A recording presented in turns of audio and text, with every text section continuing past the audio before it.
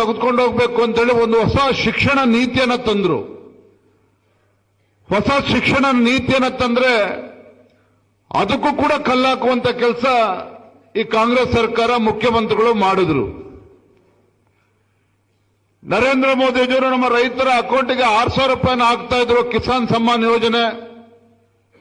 ರಾಜ್ಯದಲ್ಲಿ ಯಾವುದೇ ಮುಖ್ಯಮಂತ್ರಿಗಳು, ದೇಶದಲ್ಲಿ ಯಾವುದೇ ಮುಖ್ಯಮಂತ್ರಿಗಳು ಮಾಡಲಿಲ್ಲ.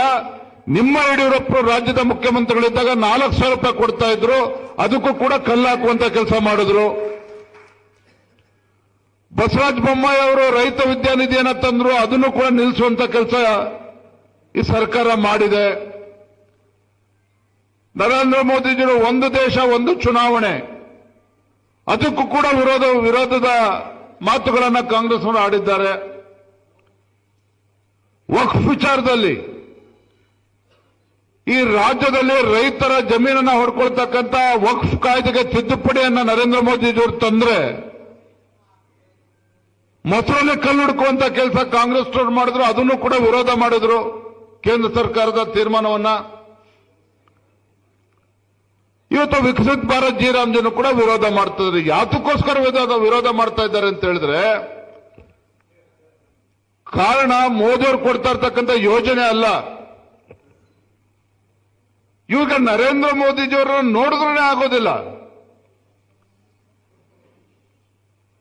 ನೋಡಿ, ಇವತ್ತು ಸರ್ಕಾರಿ ಆಸ್ಪತ್ರೆಗಳಲ್ಲಿ ಇವತ್ತು ಔಷಧಿಗಳು ಸಿಗ್ತಾ ಇಲ್ಲ, ಬಡವರು ಪರದಾಡ್ತಾ ಇದ್ದಾರೆ ಜಿಲ್ಲಾ ಕೇಂದ್ರಗಳಲ್ಲಿ, ತಾಲೂಕು ಕೇಂದ್ರಗಳಲ್ಲಿ. ನರೇಂದ್ರ ಮೋದಿಜಿಯವರು ಜನೌಷಧಿ ಕೇಂದ್ರವನ್ನು ತೆಗೆದ್ರೆ ಅದಕ್ಕೂ ಕೂಡ ಕಲ್ಲಾಕಂತ ಕೆಲಸ ಕಾಂಗ್ರೆಸ್ ಸರ್ಕಾರ ಮಾಡಿದ್ದಾರೆ, ಮುಖ್ಯಮಂತ್ರಿಗಳು ಮಾಡಿದ್ದಾರೆ. ಯಾಕೆ ಎಷ್ಟೊಂದು ಅಲರ್ಜಿ ಇವರಿಗೆ ಅಂತ ಹೇಳಿದ್ರೆ ಕಾಂಗ್ರೆಸ್ನವರಿಗೆ, ಈ ದೇಶದಲ್ಲಿ ಸ್ವಾತಂತ್ರ್ಯ ಬಂದ ನಂತರದಲ್ಲಿ ಒಂದು ಕಾಂಗ್ರೆಸ್ಸೇತರ ಪಕ್ಷ ಕೇಂದ್ರದಲ್ಲಿ ಆಡಳಿತ ನಡೆಸ್ತಾ ಇದೆ. ಒಂದು ಕಾಂಗ್ರೆಸ್ಸೇತರ ಪಕ್ಷ ಭಾರತೀಯ ಜನತಾ ಪಾರ್ಟಿ ಕಳೆದ 3 ಚುನಾವಣೆಗಳು ಸತತವಾಗಿ 2014ರಿಂದ 2019ರಲ್ಲಿ, ತದನಂತರದಲ್ಲಿ 2024ರಲ್ಲಿ 3ನೇ ಬಾರಿಗೆ ಸತತವಾಗಿ ಕೇಂದ್ರದಲ್ಲಿ ಭಾರತೀಯ ಜನತಾ ಪಾರ್ಟಿಯ ನೇತೃತ್ವದಲ್ಲಿ ಎನ್ಡಿಎ ಸರ್ಕಾರ ಕೇಂದ್ರದಲ್ಲಿ ಅಧಿಕಾರದ ಚುಕ್ಕಾಣಿ ಹಿಡಿದಿದೆ. ಅಲ್ಲೊಬ್ಬ ಹಿಂದುಳಿದ ವರ್ಗದ ನರೇಂದ್ರ ಮೋದಿಜಿಯವರು ಪ್ರಧಾನಮಂತ್ರಿಗಳು ಆಗಿದ್ದಾರೆ, ದೇಶದ ಚುಕ್ಕಾಣಿಯನ್ನು ಹಿಡಿದಿದ್ದಾರೆ. ಚುಕ್ಕಾಣಿ ಹಿಡಿತಕ್ಕಂಥದ್ದಷ್ಟೇ ಅಲ್ಲ, ಭಾರತ ದೇಶವನ್ನ ಜಗತ್ತಿನ 4ನೇ ಒಂದು ದೊಡ್ಡ ಆರ್ಥಿಕ ಶಕ್ತಿಯಾಗಿ ಹೊರಹೊಮ್ಮುವಂತದ್ದು ನರೇಂದ್ರ ಮೋದಿಜಿಯವರು ಮಾಡಿದ್ದಾರೆ ಅಂತ ಹೇಳಿದ್ರೆ ಅದನ್ನ ಸಹಿಸಿಕೊಳ್ಳಕ್ಕೆ ಕಾಂಗ್ರೆಸ್ನವರಿಗೆ ಅಯೋಗ್ಯರಿಗೆ ಆಗ್ತಾ ಇಲ್ಲ, ಅಯೋಗ್ಯ ಕಾಂಗ್ರೆಸ್ ಪಕ್ಷಕ್ಕೆ ಆಗ್ತಾ ಇಲ್ಲ.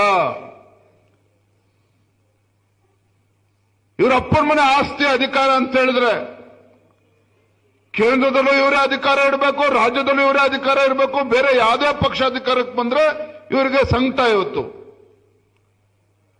ನಾನು ವೇದಿಕೆ ಮೂಲಕ ಇವತ್ತು ರಾಜ್ಯದ ಮುಖ್ಯಮಂತ್ರಿ ಕೇಳೋದಕ್ಕೆ ಇಚ್ಛೆ ಪಡ್ತೇನೆ.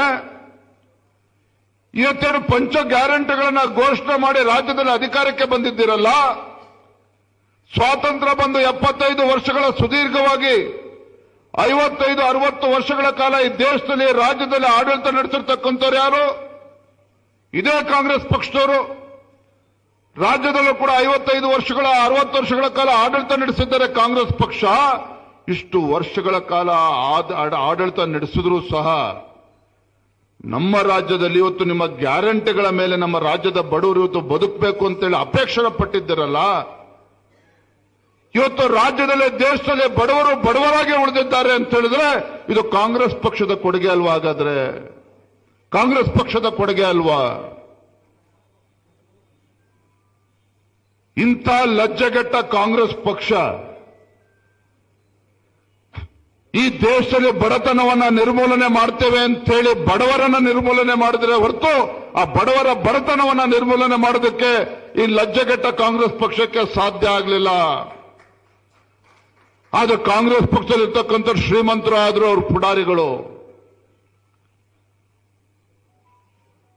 ಇಷ್ಟೆಲ್ಲ ಅಭಿವೃದ್ಧಿ ಕೆಲಸ ಮಾಡ್ತೇವೆ, ರಾಜ್ಯದಲ್ಲಿ ಒಳ್ಳೆ ಆಡಳಿತವನ್ನು ಕೊಡ್ತೇವೆ, ಅಭಿವೃದ್ಧಿ ಮಾಡ್ತೇವೆ ಅಂತೇಳಿ ರಾಜ್ಯದಲ್ಲಿ ಇವತ್ತು ಅಧಿಕಾರಕ್ಕೆ ಬಂದಿದ್ದಾರಲ್ಲ, ಕಳೆದ 2.5 ವರ್ಷದಲ್ಲಿ ಇವತ್ತು ರಾಜ್ಯದಲ್ಲಿ ಯಾವ್ದಾದ್ರು ಒಂದು ಹೊಸ ಯೋಜನೆಯನ್ನು ಕೊಡೋದಕ್ಕೆ ಸಾಧ್ಯ ಆಗಿದೆಯಾ? ಗೃಹಲಕ್ಷ್ಮಿಗೆ 2,000 ರೂಪಾಯಿ ಕೊಡ್ತೇವೆ ಅಂತ ಹೇಳಿ ಬೆನ್ನು ತಡ್ಕೊಳ್ತಾರೆ. ಮತ್ತೊಂದು ಕಡೆಗೆ ಇವತ್ತು ಗೃಹಲಕ್ಷ್ಮಿ ಯೋಜನೆಗೆ ಹಣವನ್ನ ಕ್ರೋಢೀಕರಿಸೋದಕ್ಕೆ ಸಾಧ್ಯ ಆಗ್ತಾ ಇಲ್ಲ ಅಂತೇಳಿ ರಾಜ್ಯದಲ್ಲಿ ಇವತ್ತು ಅಬಕಾರಿ ಇಲಾಖೆಗೆ 40,000 ಕೋಟಿ ಟಾರ್ಗೆಟ್ ಕೊಟ್ಟಿದ್ದಾರೆ ಅಧಿಕಾರಿಗಳಿಗೆ. 40,000 ಕೋಟಿ ಟರ್ನ್ ಓವರ್ ಆಗಬೇಕು ಅಂತ ಹೇಳಿದ್ರೆ ರಾಜ್ಯದಲ್ಲಿ ಇವತ್ತು 500 ಮೀಟರ್ಗೆ ಇವತ್ತು ದವಾಖಾನೆ ಸಿಗ್ತದಲ್ಲ ಗೊತ್ತಿಲ್ಲ, ಮೆಡಿಕಲ್ ಶಾಪ್ ಸಿಗ್ತದಲ್ಲ ಗೊತ್ತಿಲ್ಲ. ರಾಜ್ಯದಲ್ಲಿ ಇವತ್ತು ಹೆಂಡದ ಅಂಗಡಿಗಳು ಇವತ್ತು ಸಿಗ್ತಾ ಇದೆ, ಹೆಂಡದ ಅಂಗಡಿ ಸಿಗ್ತಾ ಇದೆ. ಗ್ರಾಮೀಣ ಭಾಗದಲ್ಲಿ ಇವತ್ತು ದಿನಸಿ ಅಂಗಡಿಯಲ್ಲಿ ಇವತ್ತು ಹೆಂಡ ಬಾರ್ತಕ್ಕಂಥ ವ್ಯವಸ್ಥೆ ಇಡೀ